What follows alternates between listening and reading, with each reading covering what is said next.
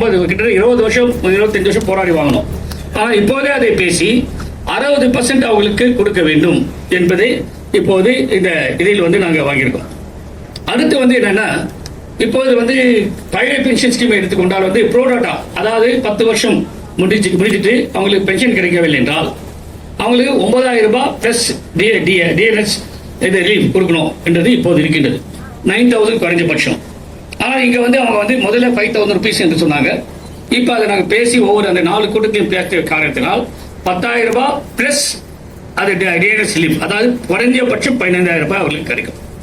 குறைந்தபட்சம்னா அந்த 10 வருஷம் வந்து பென்ஷன் கிடைக்காத உங்களுக்கு வந்து 15, அது வந்து உங்களுக்கு பேப்பரில் வந்திருக்காது, அது கிடைக்கும். இது வந்து தான் வந்து முக்கியமான சாராம்சம். இப்போ இருக்கிற சாராம்சத்தில் இதுதான் ரொம்ப முக்கியமானது.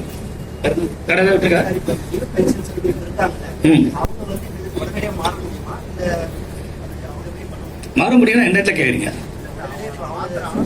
அது வந்து 1/4/2025 அமலுக்கு வருது.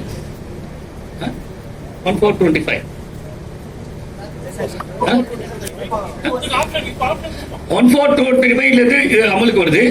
இப்போ யாரும் அது இதுலயே கண்டினியூ பண்ணணும்னா கண்டினியூ பண்ணலாம், இல்லை இதை மாறணும்னா இப்போ ஆப்ஷன் இப்போ கொடுக்கணும். இது மினிமம் மந்த்ஸ் டைம் வந்து அஃபிஷியல் கம்யூனிகேஷன் வந்து ஜியோ வரும்.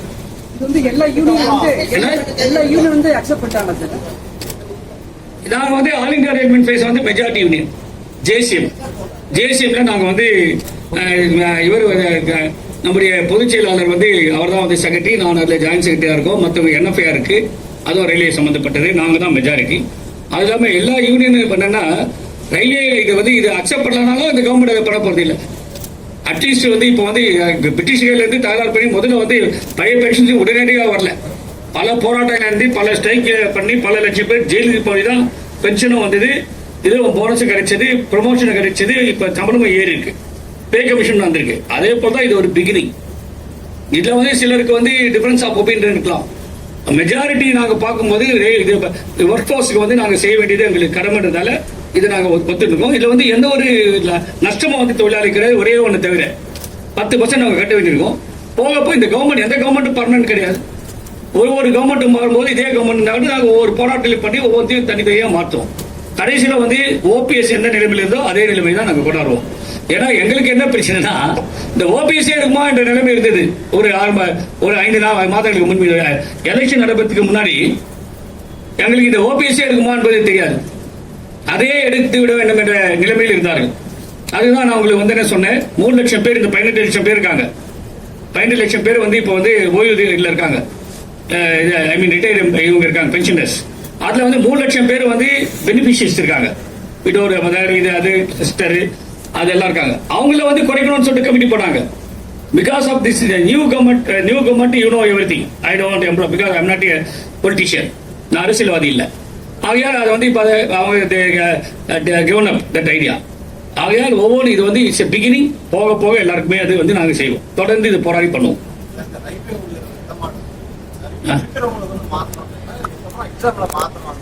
இருக்கிறவங்கள முதல்ல அந்தந்த ரயில்வேக்கு போடணுங்க, அந்தந்த மாநிலத்துக்கு போடணும், அந்த மாநிலத்தில் வந்து இருக்க ரயில்வேல போடணும், இருக்கிறவங்க அனுப்பிடணும்.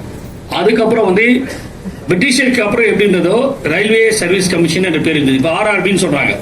இப்போ ரயில்வே சர்வீஸ் கமிஷன் வந்து லிங்குவிஸ்டிக், அந்த மொழியை கேட்டார் போல வந்து அவங்களுக்கு இங்கே வேலை கிடைக்கும். இப்போ அது கிடையாது. இப்போ சென்ட்ரலைஸ்டா வந்து எழுதுறாங்க, எங்க இந்தியாவிலேருந்து யார் வேணுமாலும் எங்க இருந்து எழுதலாம், அது வந்து தவறு. அந்தந்த மாநிலத்தை எதுக்கு வந்து ரயில்வே சர்வீஸ் கமிஷன் வரணுன்றது நாங்கள் கோரிக்கை பாரம்பரியம் கொடுத்துருவோம்.